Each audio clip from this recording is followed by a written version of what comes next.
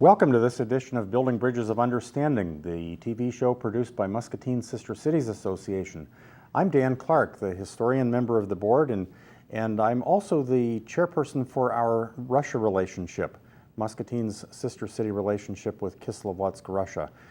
Today I do not have a guest. I'm here by myself, a bit of a monologue, and I'm not starting with the early history of our relationship. I'm jumping right in to tell about the conference I went to recently representing Muscatine, the only person from Muscatine at the Sister Cities International Annual Conference in Virginia Beach, Virginia. Let's just fire away on these pictures and I'll talk behind them. Kislovodsk, Russia, our sister city in the northern Caucasus Mountains of southern Russia between the Black Sea and the Caspian Sea. 1989 was the year we signed that sister city agreement, one of the first sister city agreements Muscatine had. And I don't know how well you can see that on your screen, but it shows the original agreement, which was done in both languages, English and Russian, signed by Mayor Don Lamar for Muscatine and Viktor Beketov for Kislovodsk. Here I put up a piece of a web page I created in the 1990s. That's how it stood in the mid-1990s, telling about the historic relationship, as we called it, between Muscatine and Kislovodsk. By that time, the state of Iowa had 10 sister city relationships active with the Stavropol region of southern Russia, which was Mikhail Gorbachev's, the president of Russia, or president of the USSR at that time, had been the agriculture minister in Stavropol region, and the Stavropol region was the first sister state with the state of Iowa, or with any state in this country. And Iowa has sustained a more or less active relationship all that time. And of course, one reason it came about was that the premier of the Soviet Union, Nikita Khrushchev, visited Russia in 1959. So really it's been sustained since then.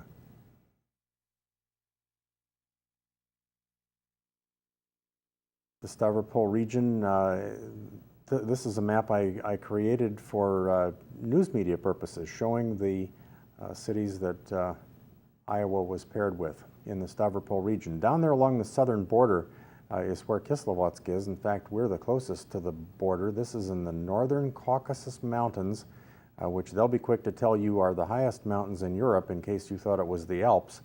And the symbol of their region is Mount Elbrus, which is literally twin peaks. They emblazon their twin peaks on all sorts of paraphernalia, and a little later you'll see that I wore my sister city pin with the twin peaks. And the little red dot is way over there in the lower left, is to show you where the Stavropol region is in Russia, in the former Soviet Union, which crosses 15 time zones. And there is a Stavropol region over there in the part that they decidedly consider part of Europe. We will do future programs about the history of the relationship. The first delegation that came here in 1989, and then the ones that we sent. In the center of this picture is Craig Paul, who was the high school principal at that time. He was a member of the very first delegation Muscatine sent to Kislovodsk, and because of Craig Paul's initiative, we have had an active sister school relationship ever since then.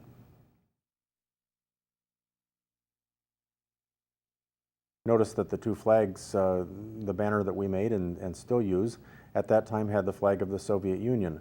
That's our friend Nona Shaksuvarova, who's been in Muscatine, 3 or 4 times over the years, addressing a city council meeting of that time. And some other visitors from early on standing outside our city hall. And as I say, I'll do other programs about that early history, but this one is to focus on sort of the official municipal relationship, that we're not an official city organization, and neither are the Russian counterparts we have. But this show focuses on the fact that we have had city-to-city exchanges all these years. There you see Mayor Dick O'Brien with a delegation from Kislovodsk in in 2006. I believe that was the second to last visit we've had from an official group to Muscatine. That was a reciprocal group for one led over there by John Schwanke in 2005. And at that council meeting, they did sign, they renewed our agreement of friendship and mutual understanding and promising to do lots of exchanges and good work together with students and business people and government people. And we always mean well. Well, it hasn't been so easy lately. Things have slowed down. In 2014, our Sister Cities Board of Directors tried to organize a delegation to Kislovodsk because we wanted to celebrate, and they were inviting us to come celebrate the 25th anniversary of our relationship, 1989 to 2014.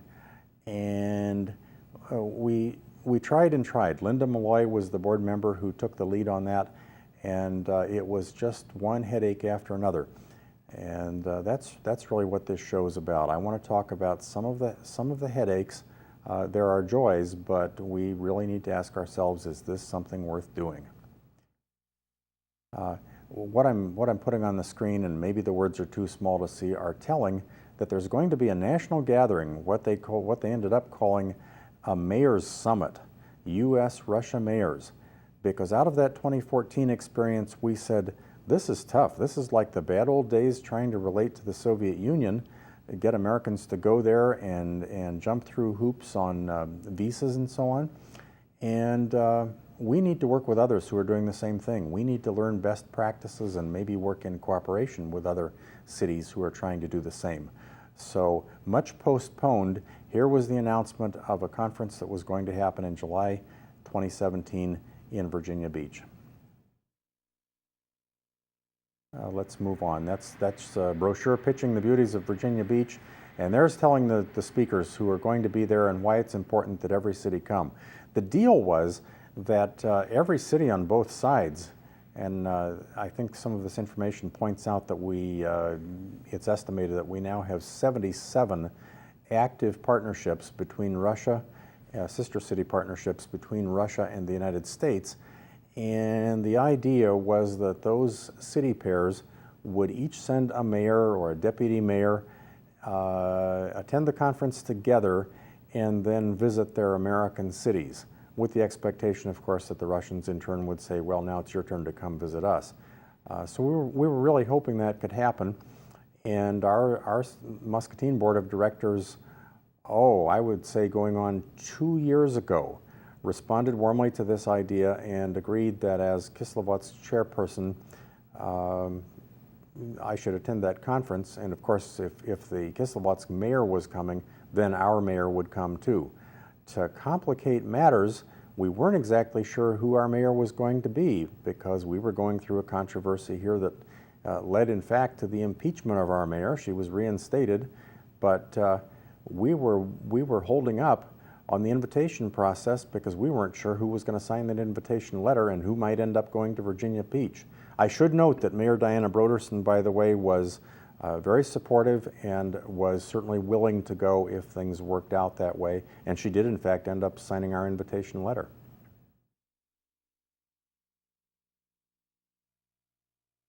And I put myself way out there in early 2016, writing an article for the Muscatine Journal telling about this prospect of a conference and saying that if all went well, Mayor Alexander Kurbatov of Kislovodsk and Mayor Diana Brodersen of Muscatine would be together in Virginia Beach. And in that story, I claimed that it would be could be a historic rebooting of the relationship between the United States and Russia. I had help in trying to get this invitation process done. I put that picture on to show the guy in the turquoise t-shirt back at the time when he was a student at Muscatine High School. That's Kemal Gochayev. He works in a school in a university in Kislovodsk now. He's a professional there, long grown up, of course. And I had very good communications with Kemal throughout this process. The man on the right, as you look at the screen, the shortest man in that, I'm the tallest man in the group. The shortest man in the group is Kemal's father, Boris Gochayayev, who led one of the delegations from Kislovodsk to Muscatine. I believe that was 1993. And then Kemal finished high school and went home with his dad. And so it seemed appropriate that Kemal was a good guy to work with. In fact, I proposed at one point in this invitation process that if they were bringing along sort of a staffer type, an aide to their mayor or deputy mayor, that Kemal would be a good guy to bring because he's lived with us and he's been here more than once, speaks good English, and understands our ways and theirs. Here's a man, Anatoly Tardashev, who lives in Stavropol, the capital of Stavropol region, Stavropol Krai. Stavropol is a sister city to Des Moines as the capital cities, and we've got well acquainted with Anatoly over the years, really all the way back to the beginning of the Iowa-Stavropol relationship. Anatoly was the one, it seemed to me that no matter who the governor was at the time over there, Anatoly was the guy who survived every change of administration, specialist in international relations, and could be counted on as a long-term friend. I don't know how many times Anatoly has visited Iowa or helped receive visiting Iowans in his home state, but I was working with Kemal and Anatoly both in trying to get this invitation done just right. And finally, there's one more person I want to mention. This is somebody I know because of my work with the Stanley Foundation in Muscatine many years ago. Igor Kolovinsky was a Soviet official at the United Nations and visited Iowa twice during Soviet times. He once told me that a lot of people said they were Gorbachev supporters, but he was a real Gorbachev man.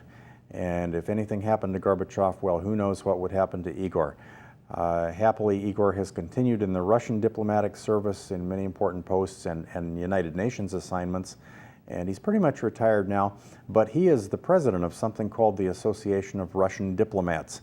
And so on the next slide, I show you just a snippet from a blog post that Igor did for us, really, on the Russian Foreign Ministry website, telling about the conference in Virginia Beach and saying, you know, Russian cities really ought to take part in this.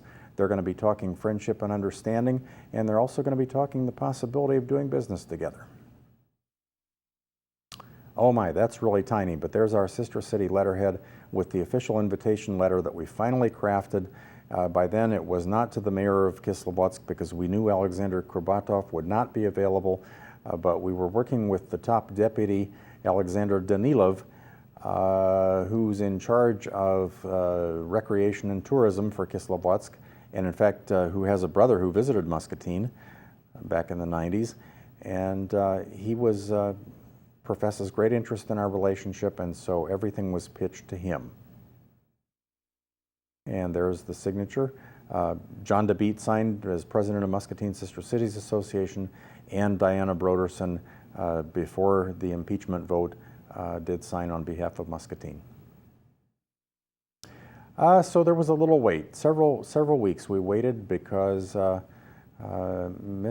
Danilov was out of town. Kislovodsk is a resort city, and this is a little piece I snipped from the cover of one of their nice brochures promoting all the fun you can have, and I gather he was having fun somewhere, and we waited for him to get back to us.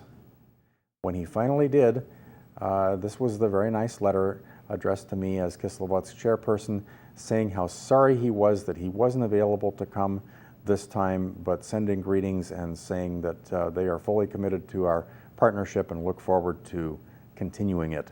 Hope to see us soon. And I did a quick Google translation that came out fairly well. Again, probably too small for you to read, but that's how I knew quickly. Isn't it wonderful? I had people offering to do translations, but Google did it for us. And so the Russians are coming to Virginia Beach. This is from the website of the local newspaper in Virginia Beach. Everything was on. and they weren't sending a mayor, so we didn't have to send a mayor, but I did go. And by the way, we've had an audit here about international travel to China. People are saying, who pays for these things? What good are they? Well, I'm here to tell you that the Muscatine Sister Cities Association spent $500 toward my expenses, which were considerable, and the rest came out of my pocket. So I was off to Virginia Beach.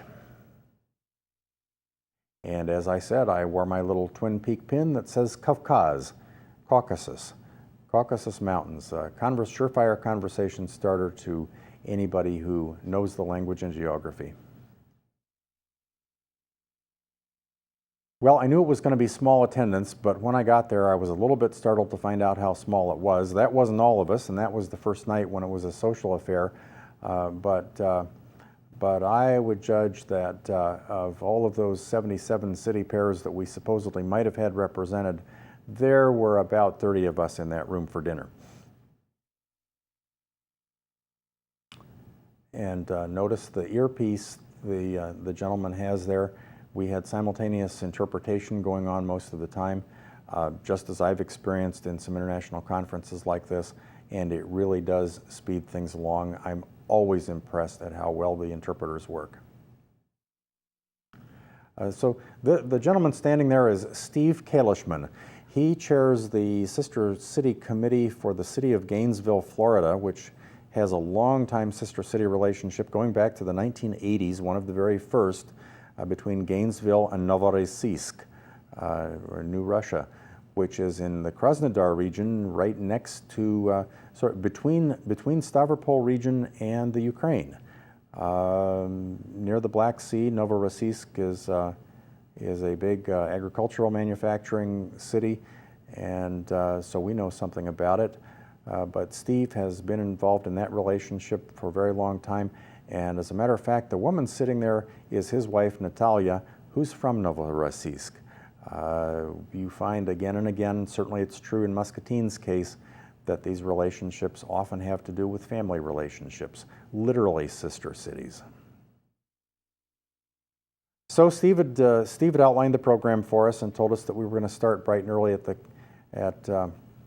in the conference facility, although I misunderstood which one. I'm going to talk about that. But I took an early morning walk to the beach because, after all, I was on the Atlantic seashore, and when you go to Virginia Beach, you ought to go to the beach, right? It turned out it was not a bad walk.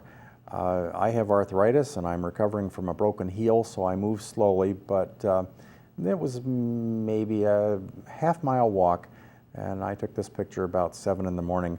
By the way, these days were incredibly hot. The heat index, they said, was about 110. And so I did make it to Virginia Beach.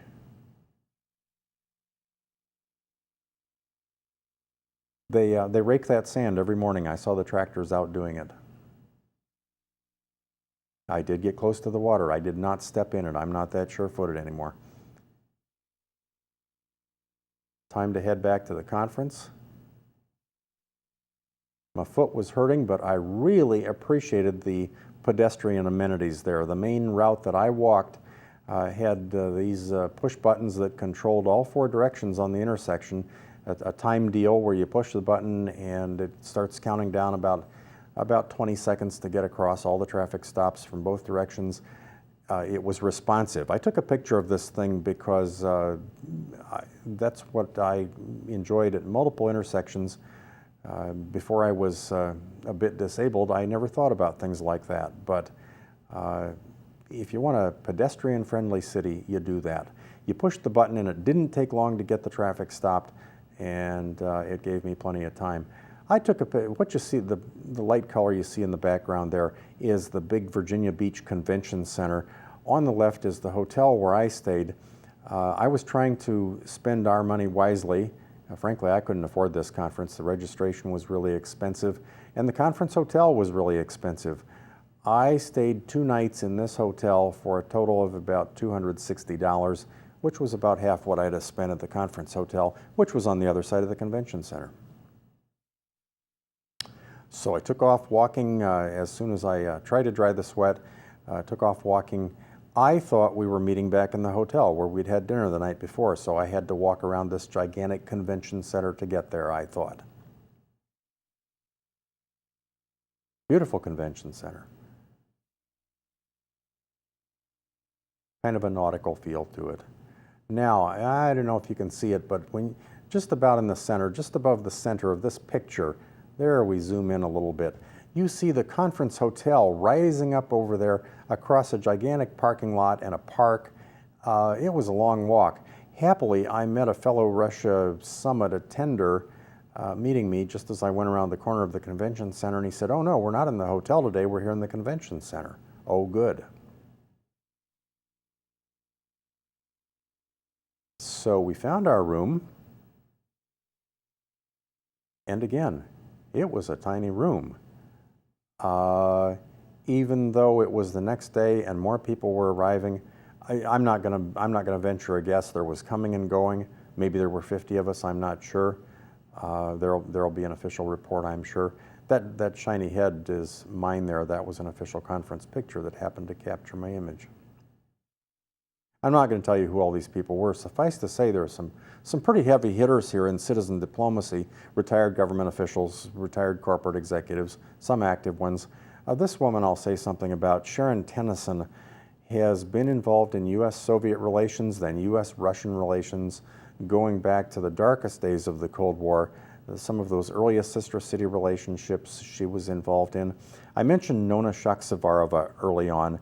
When Nona first visited Muscatine, she said, oh, she was hoping that Kislovodsk would get Asheville, North Carolina for a sister city because she visited there as part of the Soviets Meet Middle America exchange program, which was organized by Sharon Tennyson way back there in the 80s.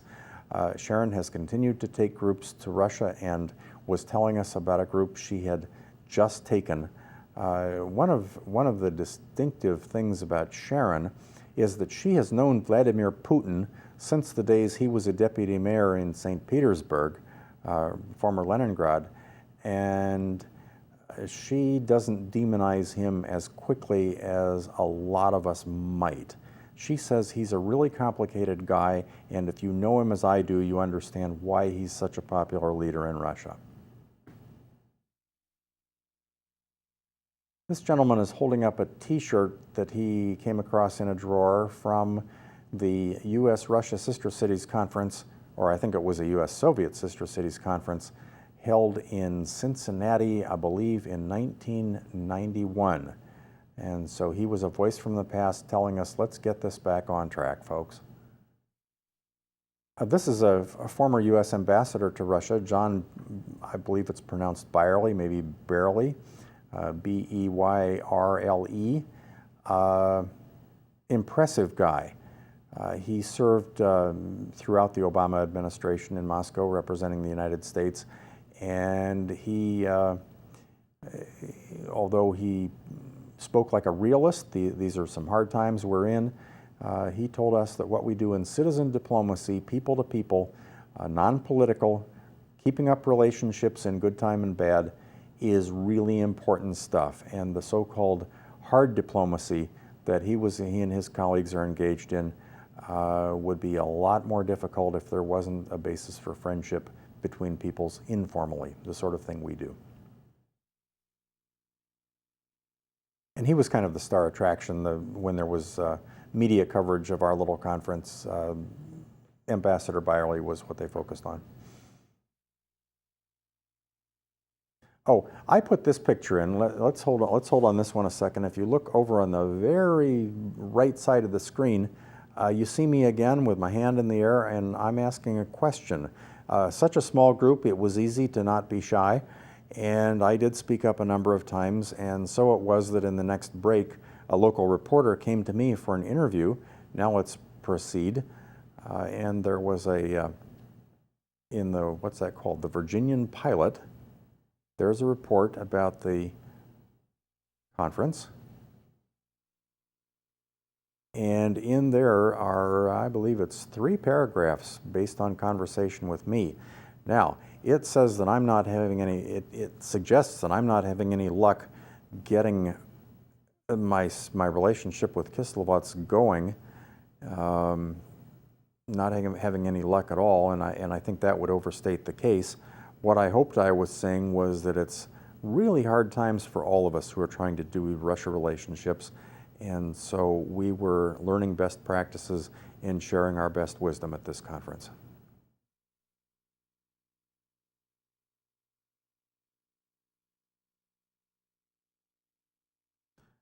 This man is a first secretary from the Russian mission to the embassy in Washington, D.C., and his specialty is cultural relations and the sort of thing we do. And so naturally he attended the entire conference and handed out his business cards and assured us that if we were having trouble with the embassy with their consular service in arranging any transportation logistics, to be sure to call on him or copy our correspondence to him so that he would be aware and could vouch for what we were trying to do. And so I would have to confess here in 2017 that I have been speaking with Russians, because I did chat with this guy and took his card, and will call on him if we get to that point.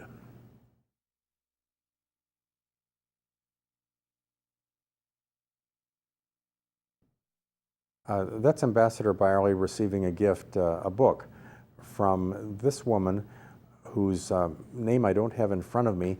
She is retired from working at the Russian embassy in Washington. In fact, I chatted with her. I got her card too. She does, in her later years, she works entirely on citizen diplomacy, and she goes back to the really bad old days. She worked there when it was the Soviet Union, and she was a young woman, and she's still at it in her retirement. She and this young ambassador, this young first secretary, I don't know how old he is, but he looked like a really young man to me, that he wouldn't remember these things. But she and I remember those times, and she is certainly another one I will call on. So while the numbers were small, and I was disappointed by the turnout, I couldn't have been more pleased with the quality of the program and the people we got to meet. And if you're a small group, you all get better acquainted.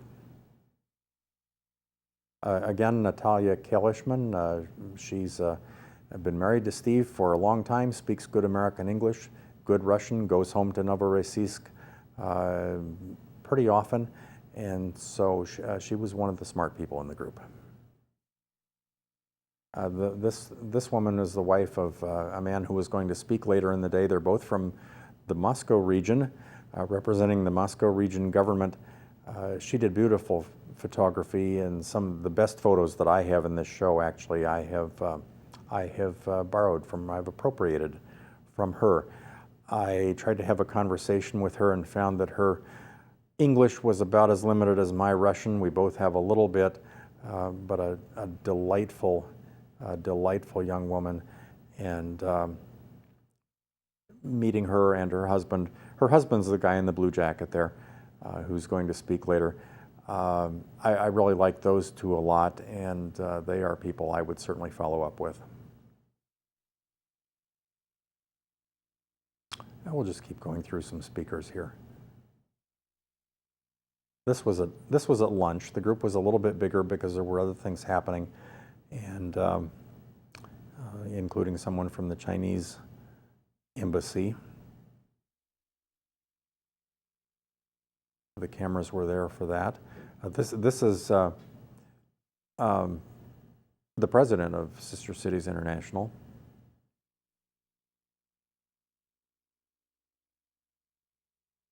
This is my friend Paul.